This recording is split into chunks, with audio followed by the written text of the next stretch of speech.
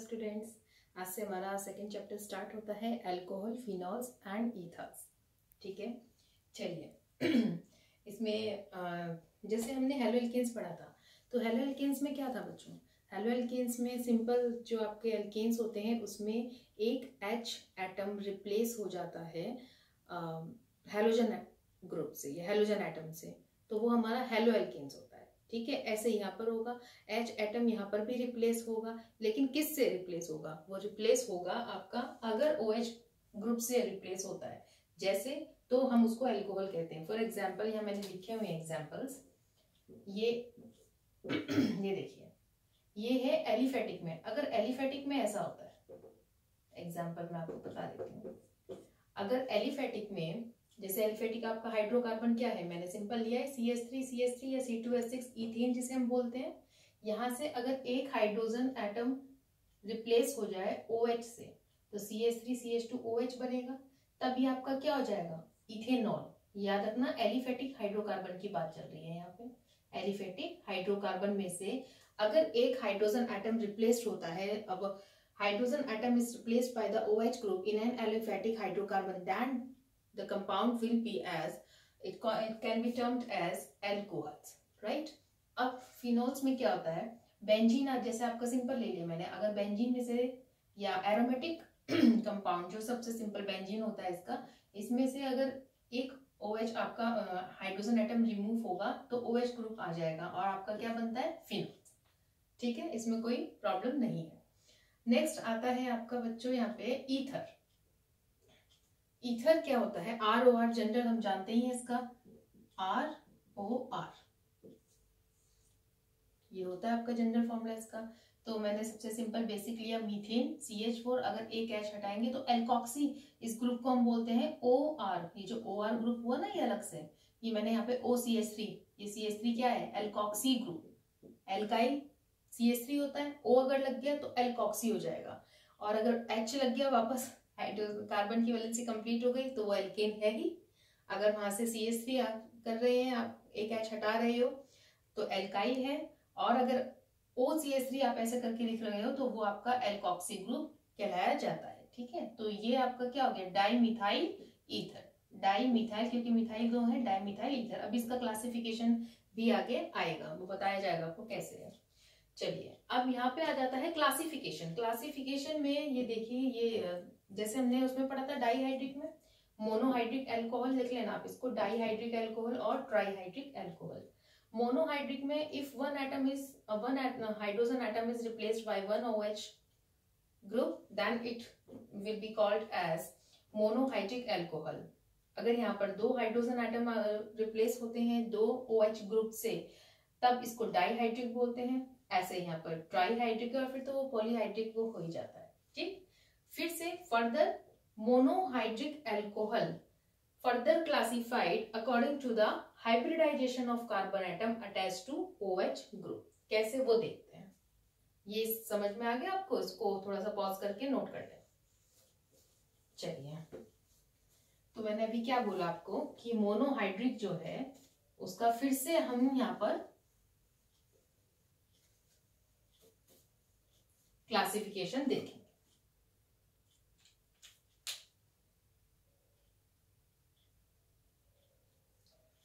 तो ये बच्चों क्लासिफिकेशन हम पढ़ रहे थे कि मोनोहाइड्रिक को फर्दर क्लासिफाइड करते हैं। ठीक है, तो इसमें हम आगे पढ़ते हैं कंपाउंड्स कंटेनिंग CsP3OH बॉन्ड। मतलब क्या है इस बात का? जैसे हमने हेलो एल्केन्स में पढ़ा था क्लासिफिकेशन में, सिंपल, ऐसा कार्बन OH ग्रुप ऐसे कार्बन से अटैच्ड हो जो कि sp3 हाइब्रिडाइज्ड हो, राइट? अब इसमें एग्जांपल देख लो, primary, secondary and tertiary. OH group, ये हमारे मोनोहाइड्रिक अल्कोहल की बात चल रही है, तो OH ग्रुप के ये प्राइमरी अल्कोहल में आता है। ठीक है, क्योंकि ये OH ग्रुप CH2 इससे अटैच्ड है, ये किसी और कार्बन से यहाँ पर अटैच्ड हो भी सकता है, नहीं भी है। ये यहाँ पर OH ग्रुप जो है ऐसे कार्बन से अटैच्ड है जो यहाँ पर फर्दर इसके दो कार्बन आ जाएंगे। ठीक है, सेकेंडरी हो गया।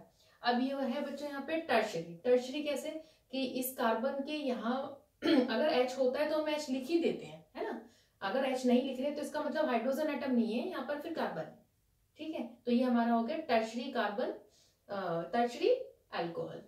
अब इसमें दो कैटेगरी है, एक तो है हमारी इसके बाद हमारी आती है एलाइलिक अल्कोहल और एक होता है हमारा बेंजाइलिक अल्कोहल। ठीक है, ये कैटेगरी हमारे CsP3OH बॉन्ड वाली हम बता रहे हैं। तो एलाइलिक अल्कोहल्स आपको याद होगा, हमने 3 टर्म पढ़ी थी, एलाइलिक, बेंजाइलिक और विनाइलिक। विनाइलिक sp2OH में चली जाएगी, एलाइलिक और बेंजाइलिक sp3OH बॉन्ड वाले में। कैसे? एलाइलिक कौन से होते हैं? वो OH ग्रुप, वो OH ग्रुप जो sp3, क्योंकि हम इसकी कैटेगरी पढ़ रहे हैं, इसका एग्जांपल पढ़ रहे हैं। ये कैसा है? ये आपका sp3 हाइब्रिडाइज्ड है, लेकिन ये sp3 hybridised carbon double bonded carbon atom से अटैच्ड है या sp2 हाइब्रिडाइज्ड कार्बन से अटैच्ड है, तब हम उसको कहते हैं एलाइलिक। यहाँ देख लीजिए, ये OH ग्रुप है, ठीक है, ये अपने आप में, ये वाला ग्रुप ये क्या है? अपने आप में तो sp3 है, ये हम इसकी कैटेगरी पढ़ ही रहे हैं। यहाँ पे क्या है? ये यही तो है, ये वाला क्या है? sp3 है आपका। ठीक, अब ये वाला कार्बन जो है ऐसे कार्बन से अटैच्ड है, ठीक है, मान लिया यहाँ पे सिंगल भी है, लेकिन फिर भी आपका एलाइलिक में आ जाएगा, क्योंकि ये ऐसे कार्बन से अटैच्ड है जो कि डबल बॉन्डेड है। ठीक है, डबल बॉन्डेड कार्बन है या sp2 हाइब्रिडाइज्ड है। अब इसको हमने कहा सेकेंडरी, ये बात समझ में आ गई? सेकेंडरी क्यों कहा? क्यों इसलिए कहा क्योंकि ये वाला, इस कार्बन से ये वाली कंडीशन हो गई ना पूरी, इस कार्बन से 2 कार्बन अटैच्ड है, एक ये और एक ये। ठीक है, तो ये वाला कंडीशन हो गई। अब हम आते हैं इस पे, ये है हमारा टर्शरी। कैसे? OH ग्रुप ऐसे कार्बन से अटैच्ड है जो sp3 हाइब्रिडाइज्ड तो है, लेकिन ये कार्बन फिर से 1 2 3 कार्बन से अटैच्ड है। मैंने अभी बताया था कि अगर यहाँ पर कार्बन नहीं लिखा, सॉरी हाइड्रोजन नहीं लिखा है, तो यहाँ हम हाइड्रोजन नहीं मानते, हाइड्रोजन लिखा ही होगा। तो यहाँ पे क्या है? कार्बन। तो ये इसी का आपका एग्जाम्पल हो गया। ये बात समझ में आ गई? चलिए, अब बेंजाइलिक अल्कोहल क्या है? बेंजाइलिक मतलब वो OH ग्रुप जो sp3 हाइब्रिडाइज्ड कार्बन से तो अटैच्ड है ही, क्योंकि इसी का एग्जांपल पढ़े जा रहे हैं, हम इसी की कैटेगरी पढ़ रहे हैं, लेकिन ये वाला जो कार्बन है वो एरोमेटिक रिंग से अटैच्ड हो, next to the aromatic carbon से अटैच्ड हो, ये समझ लीजिए। अब एरोमेटिक कार्बन, ये एलिफेटिक कार्बन थे हमारे, sp2OH is attached to sp3 carbon atom. ठीक है, OH is attached to sp3 carbon atom. अब यहीं से हमारी दो कंडीशन आ जाएंगी कि कौन सा कार्बन, जो एलिफेटिक हो या जो एरोमेटिक हो। एलिफेटिक वाले के लिए हमने एलाइलिक अल्कोहल बोल दिया और एरोमेटिक के लिए हमने बेंजाइलिक अल्कोहल बोल दिया। इसमें हमारे प्राइमरी, सेकेंडरी, टर्शियरी कैसे होते हैं ये भी आपको समझा दिया। अब यहाँ पे देख लीजिए, ये वाला दूसरा एग्जाम्पल है बेंजाइलिक का, कि OH group sp3 hybridised carbon से अटैच्ड है, लेकिन उसका नेक्स्ट जो होगा वो एरोमेटिक रिंग्स कार्बन से, या वो कार्बन एटम जो एरोमेटिक रिंग्स में है उससे अटैच्ड है, और sp2 है ही, चलिए रहा है। ठीक है, और सेकेंडरी में क्यों आया? क्योंकि ये एक और दो कार्बन आ गए यहाँ पे। ठीक है, इसका इससे कोई मतलब नहीं है। यहाँ पे टर्शरी में कैसे आ गया? OH group sp3 hybridised carbon से अटैच्ड है, लेकिन ये वाला कार्बन एक, दो कार्बन, और फिर तीसरा कौन सा है? नेक्स्ट, बिल्कुल नेक्स्ट कार्बन जो होगा इसका एरोमेटिक रिंग वाला। ये क्लियर हो गया? ठीक है, बड़ा कंफ्यूजन होता है एलाइलिक, बेंजाइलिक, विनाइलिक, बस आप ये ध्यान रखिए, एलाइलिक, बेंजाइलिक ये दोनों ही आपके sp3OH में आ जाएंगे। ठीक है, वहां पर हमारा CsP3X की बात हम कर रहे थे हेलो एल्केन्स में। अब यहाँ पे हमारा थर्ड वाला आता है, इसको रब कर दें, आप लोग नोट कर लेना। यहाँ पर आती है, इसको इधर से हटाइए, sp2, ये होती है कंडीशन आपकी sp2।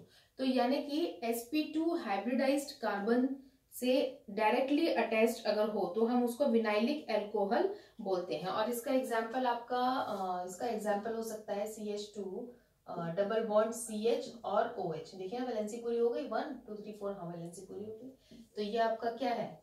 Vinylic alcohol. मतलब OH ग्रुप ऐसे कार्बन से अटैच्ड है जो sp2 हाइब्रिडाइज्ड है, तो हम इसको कहते हैं विनाइलिक एल्कोहल, ठीक है। या ये हमारा जो कार्बन होगा ये हमारा विनाइलिक कार्बन है, इसी तरह से उसमें हमारा एलाइलिक और बेंजाइलिक कार्बन भी था, ठीक है। OH जिससे डायरेक्ट अटैच था sp3 वो हमारा एलाइलिक और बेंजाइलिक कार्बन था, ठीक है। अब यहाँ पर हमारा मोनो डाइहाइड्रिक और ट्राई डाइहाइड्रिक भी हम एक बार देख लेते हैं क्या होता है। ये देख लीजिए, अल्कोहल्स की हम बात करें, OH ग्रुप, ठीक,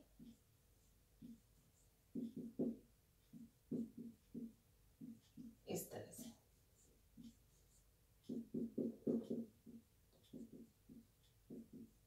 अगर हम ऐसे इसके जिक्र करें तो ये भी हमारा हो सकता है। इसमें क्या है आप ये देख लीजिए, जैसे ये OH ग्रुप ऐसे कार्बन से अटैच्ड है जो क्या है sp2 हाइब्रिडाइज्ड है। ये OH ग्रुप ऐसे कार्बन से अटैच्ड है जो sp2 हाइब्रिडाइज्ड है, और यहाँ पर इस तरह से मोनो डाई और ट्राइहाइड्रिक, ठीक है। तो ये बच्चों आपका यहाँ पे क्लासिफिकेशन ऑफ एल्कोहल्स यहाँ पे फिनिश होता है। और फिनॉल्स अभी हम क्लासिफिकेशन जो नोमेनक्लेचर हम पढ़ेंगे, क्लासिफिकेशन तो नहीं, नोमेनक्लेचर हम इसका पढ़ेंगे, वो होगा हमारा ईथर्स का। ईथर का हाँ क्लासिफिकेशन, हाँ एक चीज और है ईथर की क्लासिफिकेशन, आप देख लीजिए। ईथर मैंने आपको भी समझाया था, ईथर में जैसे आपको समझाया था, ROR तो मैंने जनरली आप लिख ही दिया इसको, ठीक है। वहां एग्जाम्पल दिया था CH3O CH3, जिसको भी कहा था डाइमिथाइल ईथर, ठीक। अब यहाँ पर ये अनसिमेट्रिकल होता है या सिमेट्रिकल, अनसिमेट्रिकल और सिमेट्रिकल। कैसे आप इसको बताएंगे? सिमेट्रिकल तो आपको दिख ही रहा है, CH3O CH3 या C2H5O C2H5। यही अगर अनसिमेट्रिकल ऐसे हो जाएगा, CH3O C2H5 कर दो, ठीक है, या C2H5O CH2 CH3 कर दीजिए। समझ में आ गया?